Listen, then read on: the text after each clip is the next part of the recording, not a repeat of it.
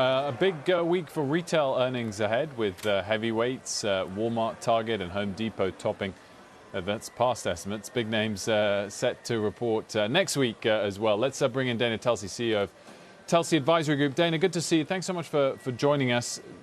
Some data points of late over the last week or two. Do you think the U.S. consumer is slowing down? I think the consumer is still going strong. So far, the read that we've gotten on back to school, the strength is continuing through August. Child tax credits have been a benefit. And if anything, we're seeing more variety in terms of what consumers are spending on. Going out clothing is coming back also. And hopefully the Delta variant doesn't put a hitch in that, because we want to see these events continue. And then you'll be able to see consumer spending continue to accelerate through the holiday season. It does feel like we're in an environment, Dana, though, where it's a rising tide lifts all boats. Exactly. Consumers in great shape, reopening, inventory levels are low. So how do you differentiate which stocks you want to own, which ones have lasting growth stories beyond just this spurt of stimulus and reopening? It's exactly what you just said, Sarah. Who has the lasting growth metrics? Who's invested in the technology? Who has an omni-channel platform, both physical and digital, that allows them to have a view going forward? I'm looking at companies like Levi's, where now it's an expansion of their product categories that they're driving that growth and getting back to levels that they hadn't seen.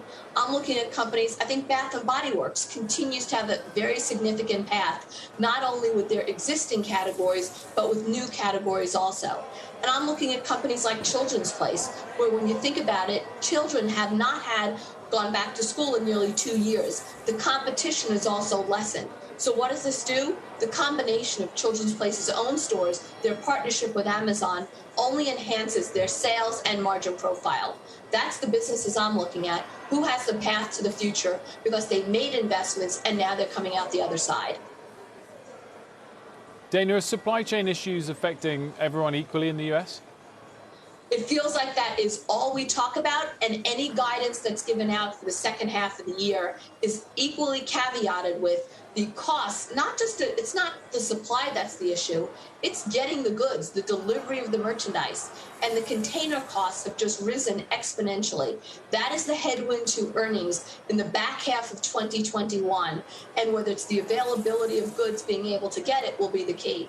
We've seen AURs and basically full price selling continue to be strong, but every company and the true headwinds in terms of our channel checks that we've done and our networking with shipping companies, it is the headwind of getting goods here. That is the obstacle to exceeding guidance for the back half of the year. Dana Telsey, always good to get your picks. Thanks for joining us in the Market Zone. Thank you so much. From Telsey Advisory.